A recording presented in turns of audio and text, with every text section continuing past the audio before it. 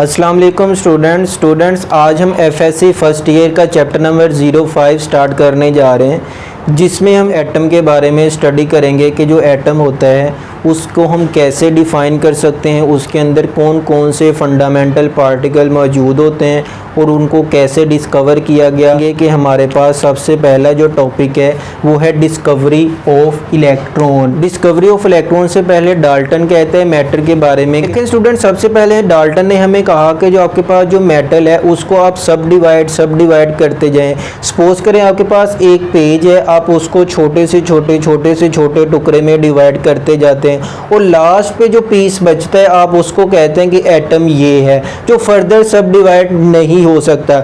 जैसा हमने chapter number 1 में पढ़ा था कि आपके पास जो एटम है उसका साइज इतना स्मॉल है कि आप उसको फर्दर सब डिवाइड नहीं कर सकते। तो जो डाल्टन थ्योरी थी, डाल्टन थ्योरी में वो कहते हैं कि atom is an ultimate particle of matter which can not be further सब डिवाइडेड, कि आप उसको फर्दर सब डिवाइड नहीं कर सकते। लेकिन बाद में जो स्टडी की गई उसमें देखा गया कि जो एटम है उसको हम फर्दर सब डिवाइड भी कर सकते हैं और उसके अंदर 3 फंडामेंटल पार्टिकल्स भी मौजूद हैं। उन फंडामेंटल पार्टिकल्स को हम इलेक्ट्रॉन, प्रोटॉन्स और न्यूट्रॉन्स का नाम देते हैं। इनके अलावा दूसरे मोर देन 100 पार्टिकल्स न्यूक्लियस के अंदर मौजूद होते हैं, जिसको हम एटम के अंदर डिफाइन कर सकते हैं। तो इसका मतलब है कि एटम को हम फर्दर सब डिवाइड कर सकते हैं, उसमें इलेक्ट्रॉन, प्रोटॉन और न्यूट्रॉन ये फंडामेंटल पार्टिकल है और मोर देन 100 उनके अंदर मोर सब एटॉमिक पार्टिकल भी मौजूद होते हैं। तो देखें स्टूडेंट्स, हम सबसे पहले इस लेक्चर में हम डिस्कस करेंगे लेक्चर फ्लो क्या है। लेक्चर फ्लो ये होगा कि हम इस पूरे आर्टिकल में या इस पूरे लेक्चर में क्या डिस्कस किया करेंगे। सबसे पहले हमारे पास डाल्टन थ्योरी, हम डाल्टन थ्योरी को देखेंगे। दूसरे नंबर पे डिस्कवरी ऑफ इलेक्ट्रॉन, जिसको कैथोड रेज का नाम भी दिया जाता है। और तीसरे नंबर पे हम डिस्कस करेंगे अपरेटस के, हम अपरेटस कौन सा यूज़ करेंगे डिस्कवरी ऑफ इलेक्ट्रॉन को करवाने के लिए। उसके बाद उसका प्रोसीजर क्या होगा और प्रॉपर्टीज ऑफ कैथोड रेज क्या होंगी, उसको हम 1 बाय 1 डिस्कस करेंगे। तो स्टूडेंट्स वीडियो को पूरा वॉच कीजिएगा ताकि आपका कोई भी पॉइंट मिस ना हो और कोई भी कंफ्यूजन ना रहे। तो देखें स्टूडेंट, सबसे पहले हमारा जो पॉइंट है वो है डाल्टन थ्योरी। देखिए डाल्टन कहता था आपके पास एटम वो है जो मेटल का अल्टीमेट पार्टिकल होगा, लास्ट वाला पार्टिकल होगा जो फर्दर सब डिवाइड नहीं होगा, उसको हम नाम देते हैं एटम का। बाद में जो स्टडी हुई उसने बताया कि आपके पास सब एटॉमिक पार्टिकल भी मौजूद होते हैं, जिनको हम नाम देते हैं फंडामेंटल पार्टिकल का। उनके नाम है इलेक्ट्रॉन, इसको रिप्रेजेंट किया जाता है ई के साथ और इसका नाम है इलेक्ट्रॉन। उसके बाद दूसरे नंबर पे प्रोटॉन, प्रोटॉन को पी से रिप्रेजेंट करते हैं। और लास्ट पे है न्यूट्रॉन, इसको एन से रिप्रेजेंट किया जाता है और ये न्यूट्रल होता है। इलेक्ट्रॉन के ऊपर नेगेटिव चार्ज होता है, प्रोटॉन के ऊपर पॉजिटिव चार्ज होता है, जबकि ये जो न्यूट्रॉन है ये न्यूट्रल पार्टिकल होता है। तो ये है हमारे पास सब एटॉमिक पार्टिकल या फंडामेंटल पार्टिकल ऑफ एटम। उसके बाद सेकंड पे हमने कहा डिस्कस करेंगे discovery of electron. Discovery of electron या इसको दूसरा नाम दिया जाता है कैथोड रेज। तो कैथोड रेज या डिस्कवरी ऑफ इलेक्ट्रॉन में सबसे पहले हम डिस्कस करेंगे अपरेटस के। आपने जब डिस्कवरी ऑफ इलेक्ट्रॉन करवानी है तो उसके लिए अपरेटस कौन सा रिक्वायर होगा, वो है डिस्चार्ज ट्यूब।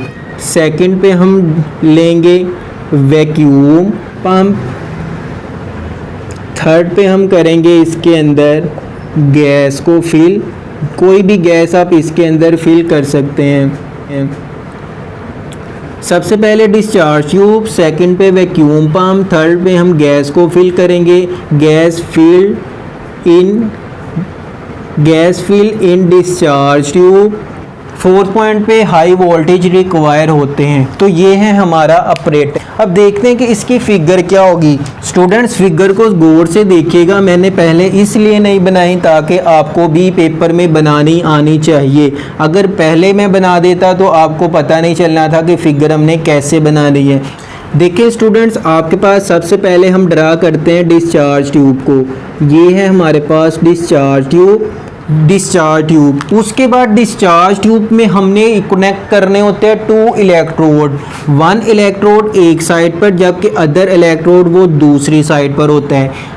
डिस्चार्ज ट्यूब है, डिस्चार्ज ट्यूब में हमारे पास 2 इलेक्ट्रोड होते हैं। इलेक्ट्रोड एक का नाम होगा एनोड और सेकंड वन का नाम क्या होगा, कैथोड। और इसमें जो एनोड है उसके ऊपर चार्ज होता है पॉजिटिव, जबकि जो कैथोड है उसके ऊपर चार्ज होगा नेगेटिव। उसके बाद सेकंड पे कहते हैं वैक्यूम पंप। इस वैक्यूम पंप का ये फंक्शन होगा कि इसने क्या करना है, इसके अंदर जो एयर के पार्टिकल मौजूद है या डस्ट मौजूद है या वाटर के वेपर्स मौजूद है उसको वो बाहर निकाल देगा। ये थर्ड स्टेप में फिल करेंगे। जब गैस को आपने इसके अंदर फिल करना है, गैस को फिल करेंगे तो गैस फिल करनी है, उसका प्रेशर कितना होना चाहिए। जो गैस का प्रेशर है ना, कहते हैं कि वो 0.01 टॉर्क होना चाहिए। हमने प्रेशर कितना लेना है, 0.01 टॉर्क, जब गैस को आपने इसके अंदर फिल करना है। फिर ये थर्ड स्टेप हो गया। फोर्थ स्टेप में हमने कहा कि हम इसको कनेक्ट करते हैं हाई वोल्टेज बैटरी के साथ। अब देखें, इसका ये इलेक्ट्रोड है और इसका ये इलेक्ट्रोड है, इसको आप कनेक्ट कर दें हाई वोल्टेज बैटरी के साथ। बैटरी का जो पॉजिटिव एंड है वो पॉजिटिव पोल के साथ, जो नेगेटिव एंड है वो नेगेटिव इलेक्ट्रोड के साथ। तो देखें आप बैटरी को कैसे ड्रा करेंगे। जो पॉजिटिव होता है ना उसका साइन हम बड़ी लाइन से रिप्रेजेंट करते हैं, जो नेगेटिव होता है उसको छोटी। इस तरह हम देख लें, जितना ज़्यादा आप पॉजिटिव नेगेटिव बनाएंगे वो हमें बता रही है कि यहाँ पर जो बैटरी का पोटेंशियल है वो बहुत ही हाई पोटेंशियल है। तो स्टूडेंट्स, ये था आपके पास ऑपरेटर्स और ये डायग्राम के आपके पास जो इलेक्ट्रॉन होता है उसको कैसे डिस्कवर किया जाता है। तो सबसे पहले हमने कहा डिस्चार्ज ट्यूब लेंगे।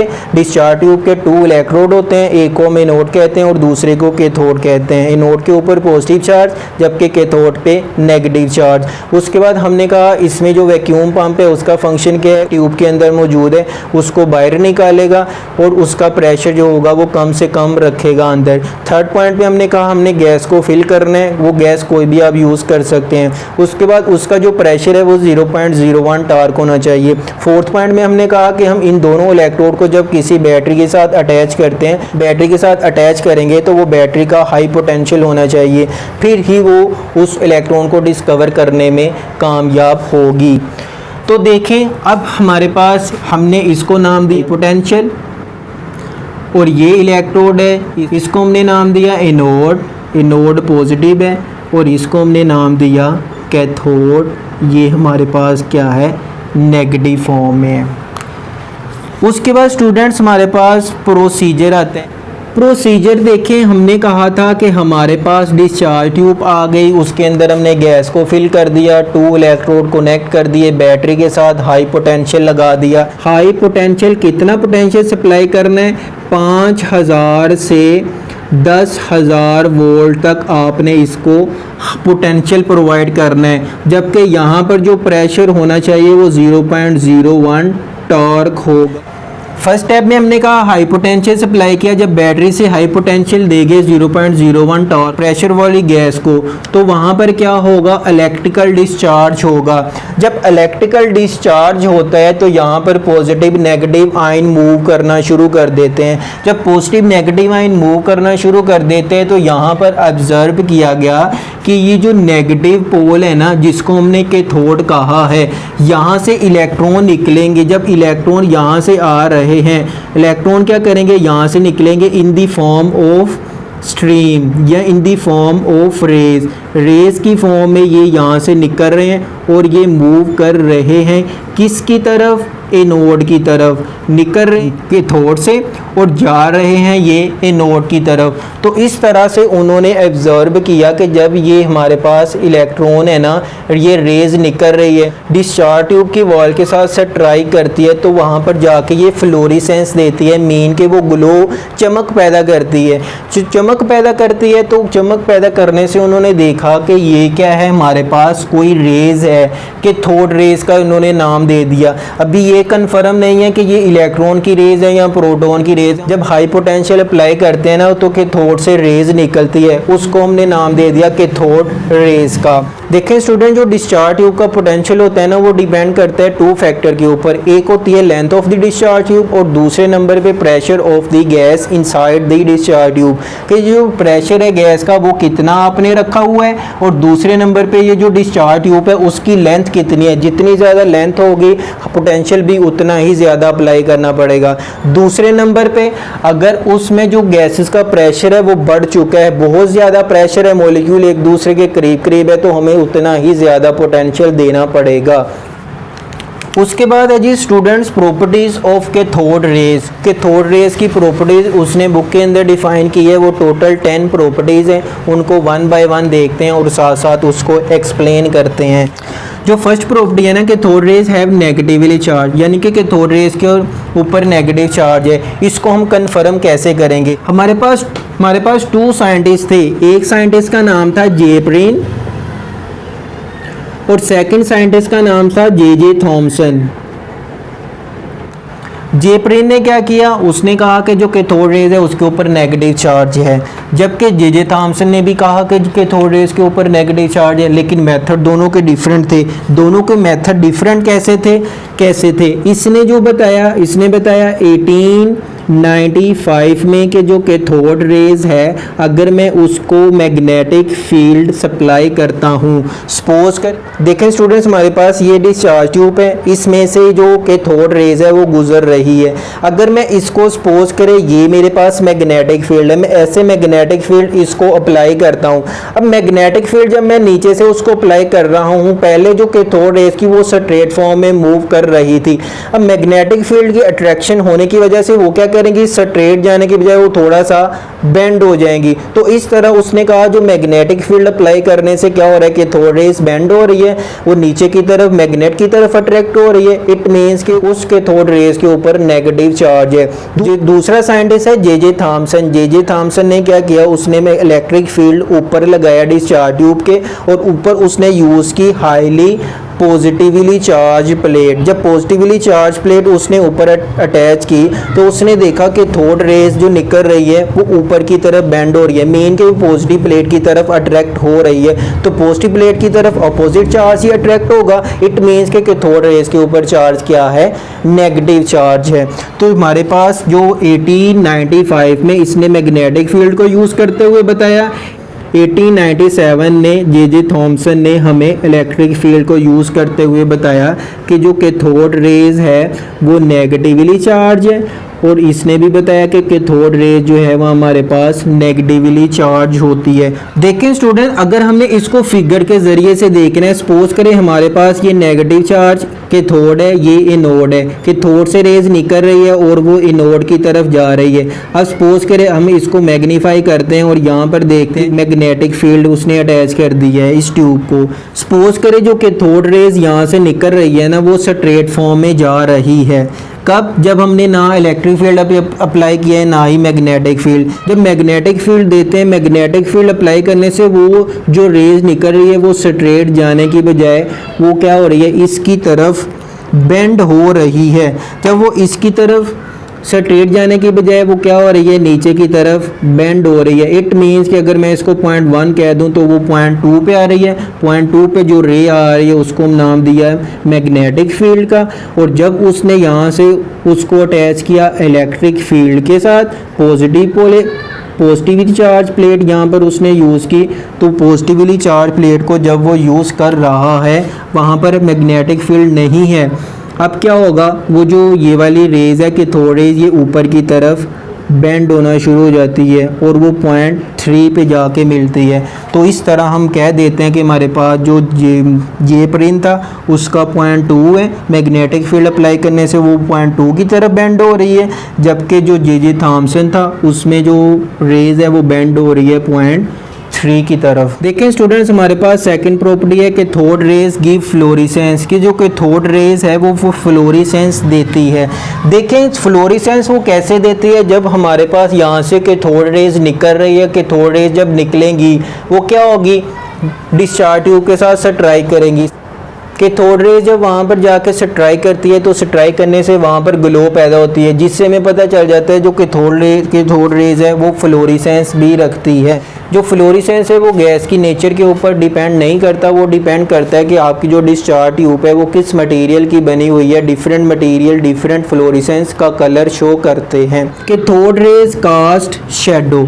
देखिए स्टूडेंट, कैथोड रेज का शैडो कैसे, if we place opaque object, opaque object mean कि आप इसके अंदर कोई इस शेप का ओपोगी ऑब्जेक्ट रख दें जो बेजवी शेप का होता है इस फॉर्म में।